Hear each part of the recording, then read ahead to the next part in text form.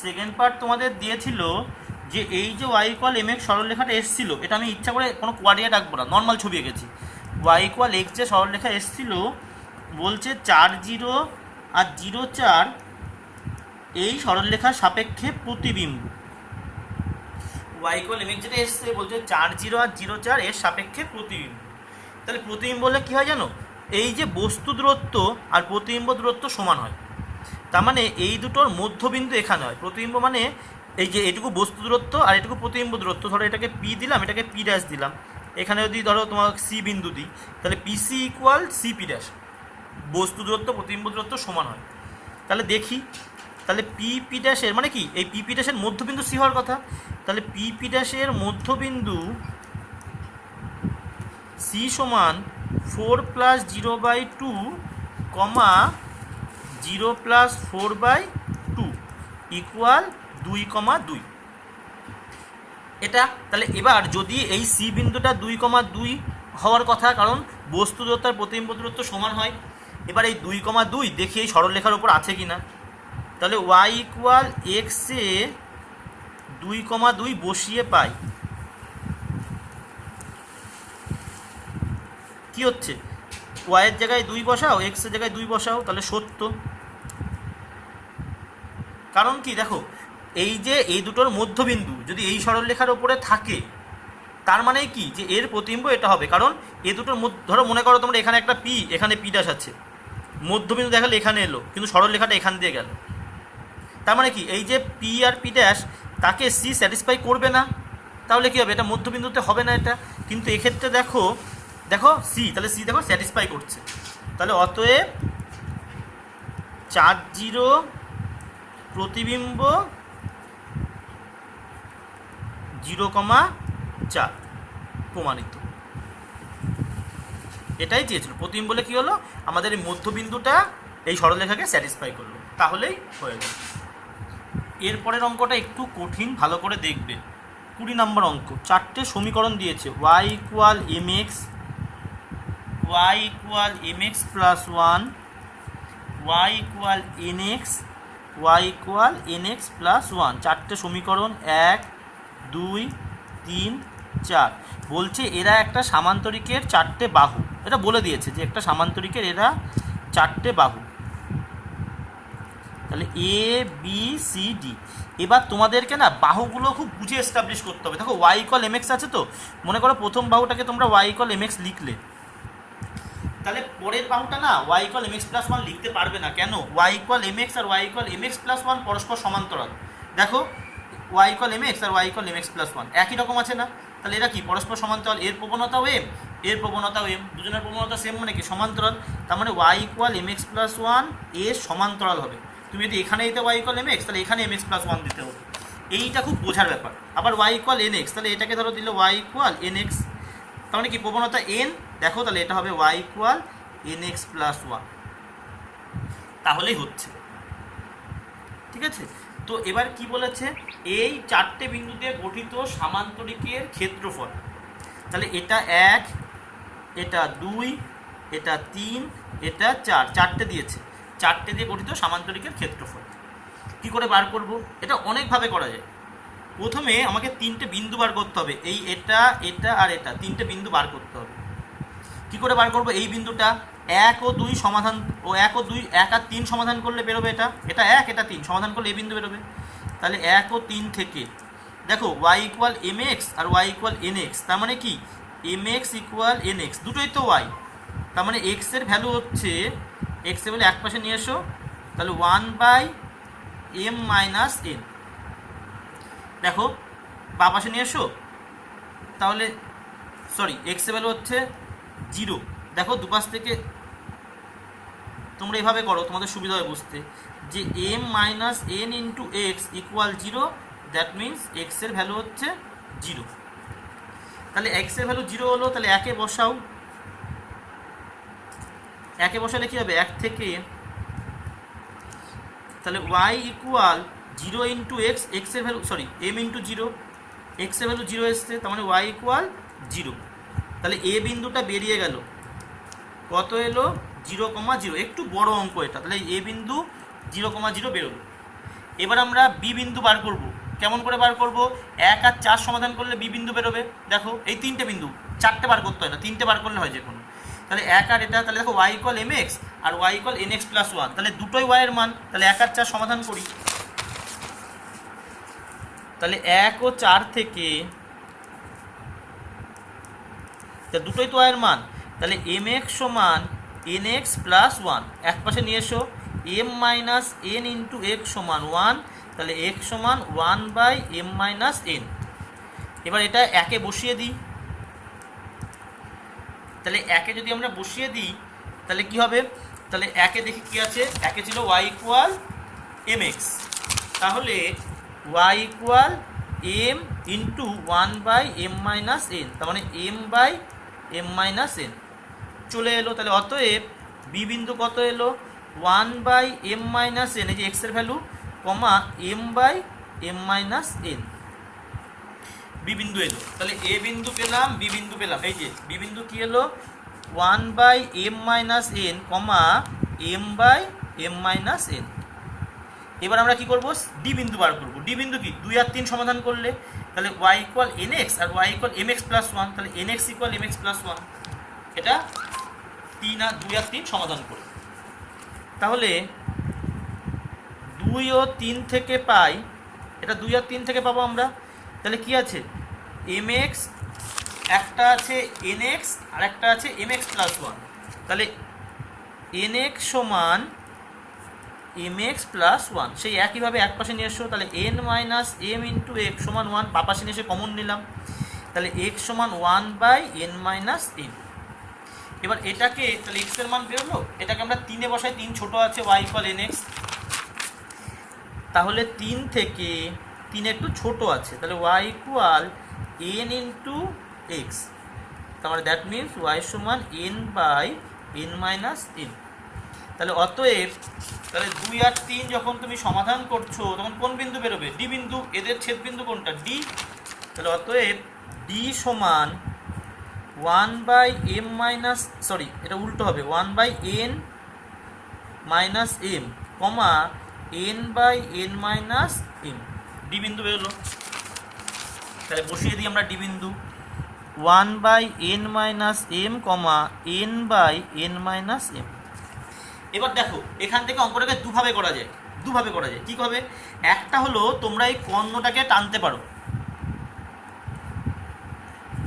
তাহলে একটা ত্রিভুজ তৈরি হলো। এই এবিডি ত্রিভুজের ক্ষেত্রফল বার করবে।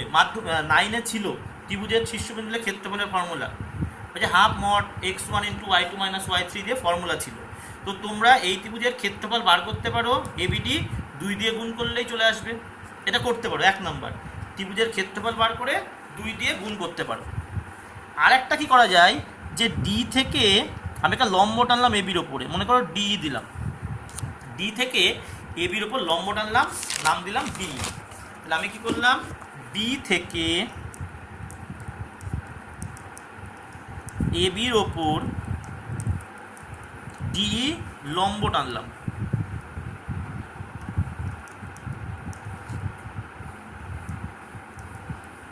তাহলে অতএব সামান্তরিক এ বি সি ডির ক্ষেত্রফল, ফর্মুলা কি? ভূমি গুণ উচ্চতা, মানে এ বি গুণ ডিই বর্গ একক। সামান্তরিকের ক্ষেত্রফলের ফর্মুলা কি? ভূমি গুণ উচ্চতা, ভূমি গুণ উচ্চতা। তাহলে ভূমি কি? এবি, আর উচ্চতা কি? ডিই। তাহলে আমরা এবি আর ডিই বার করি, তাহলে ইকুয়াল, তাহলে এখন আমি বার করে নিই আগে। তাহলে এবি সমান কি? এবি সমান রুট ওভার, কি ফর্মুলা ছিল? x1 মাইনাস x2 তার whole square plus y1 minus y2 তার হোল স্কোয়ার, তাই তো? তাহলে এ বি তুমি করবে, তাহলে আসবে হলো 0 minus 1 by m minus n তার whole square plus 0 minus m by m minus n এর হোল স্কোয়ার। এ 0 0 ছিল আর বি ছিল এইটা 1 by m minus n, m by m minus n। তাহলে কী হচ্ছে? রুট ওভার, এখানে 1 স্কোয়ার মানে 1 বাই m মাইনাস n এর whole square plus m square by m minus n এর হোল স্কোয়ার ইকুয়াল, ওপরে রুটের মধ্যে থাকছে 1 প্লাস m স্কোয়ার আর নিচে m মাইনাস n বেরিয়ে আসছে। এই হলো এবির ফর্মুলা। বার করলাম। আর ডিটা কি, ডিটা হলো ডি বিন্দু, ধরো এখানে ডি বিন্দু আছে, ডি বিন্দু এইটা ডি বিন্দু দেওয়া আছে 1/n-m, n/n-m।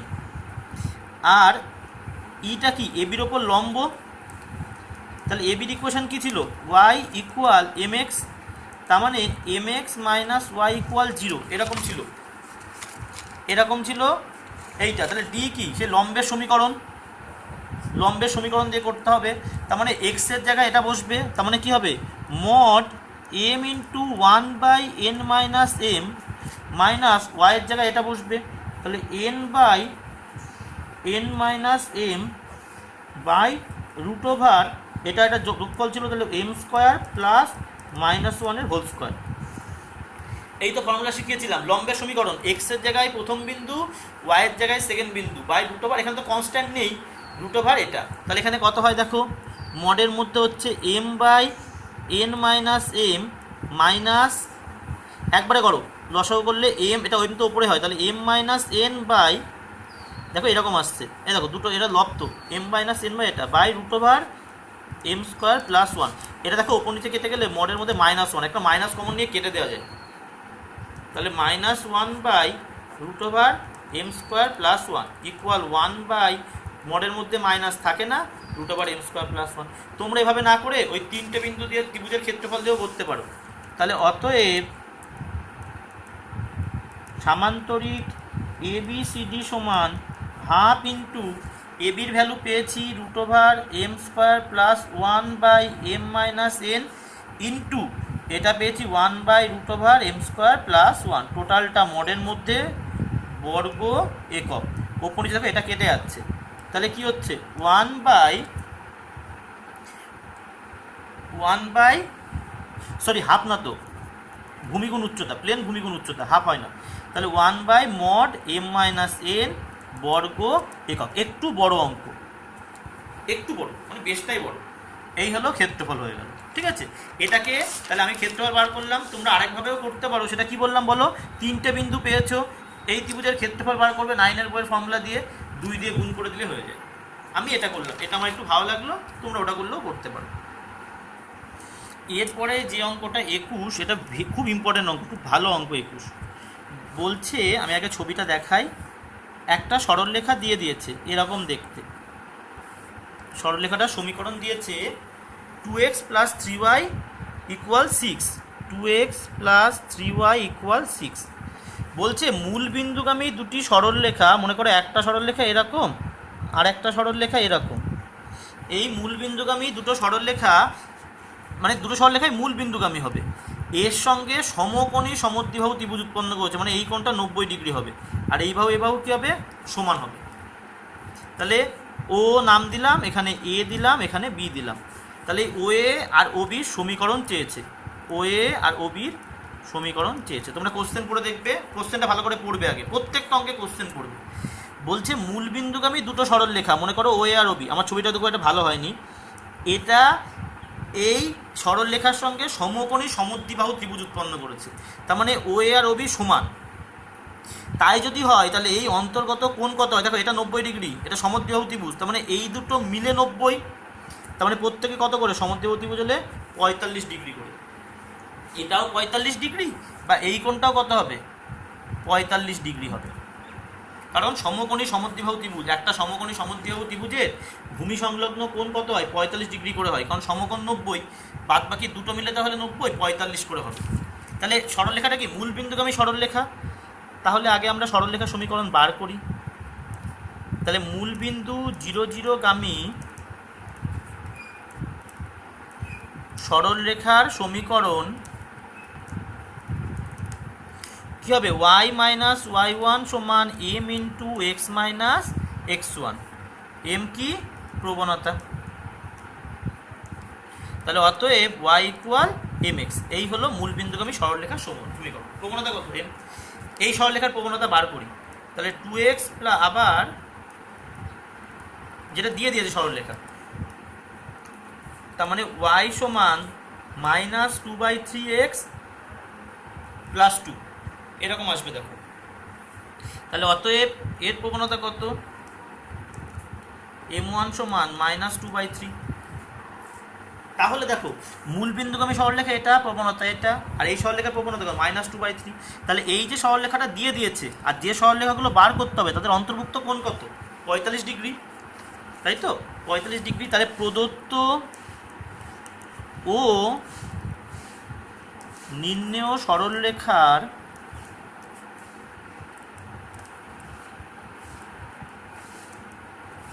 অন্তর্গত সূক্ষ্ম কোণ বা কোণ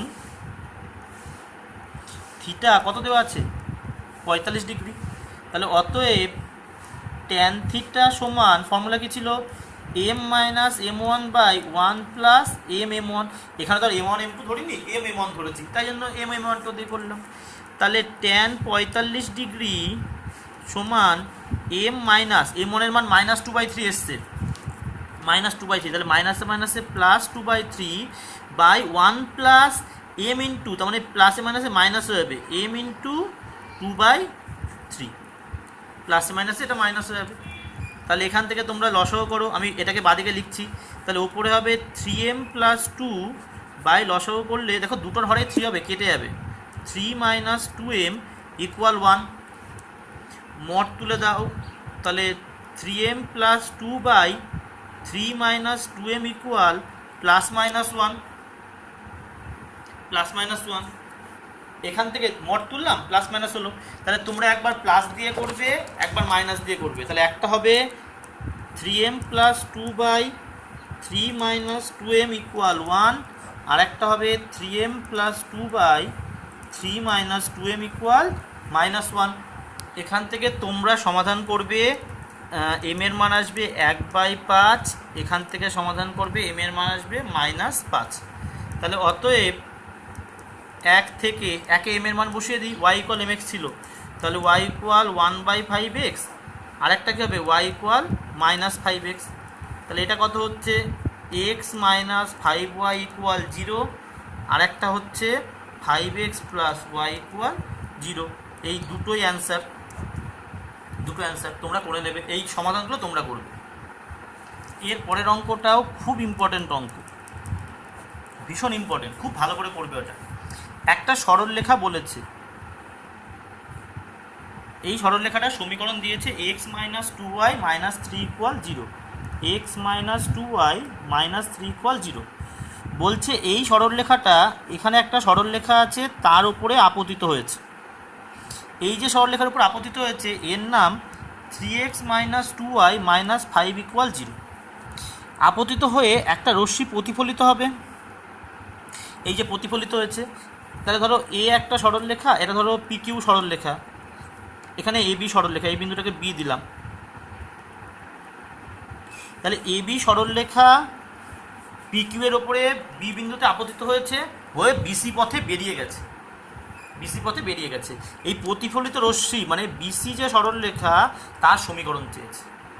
তাহলে কি বলেছে, AB একটা রশ্মি PQ দর্পণ ধরো এর ওপরে আপতিত হয়েছে, হয়ে BC পথে বেরিয়ে গেছে, প্রতিফলিত রশ্মির সমীকরণ চেয়েছে।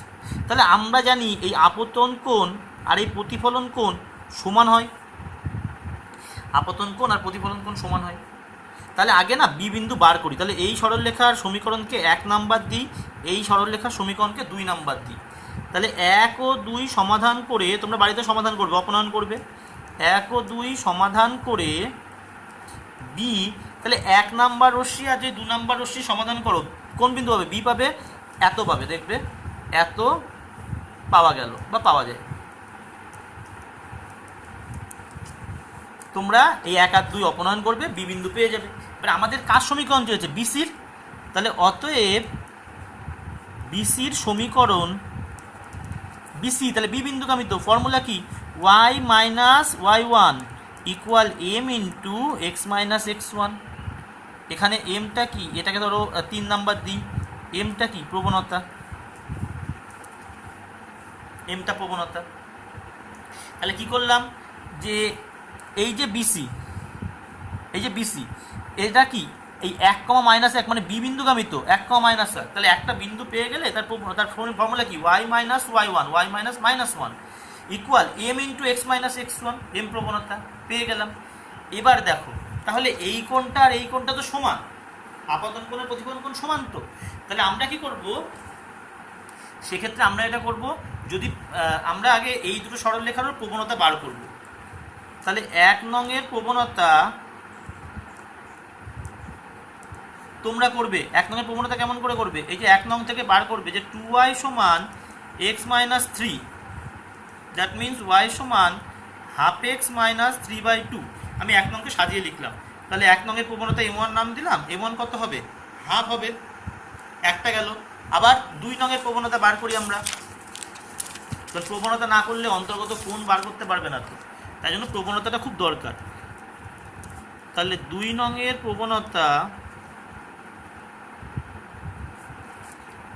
m2 সমান, তাহলে 2y সমান 3x মাইনাস 5, তাহলে y ইকুয়াল 3/2x মাইনাস 5/2, তাহলে এখানে m2 কত এলো 3/2। তাহলে আমরা দুটোরই প্রবণতা পেয়ে গেলাম।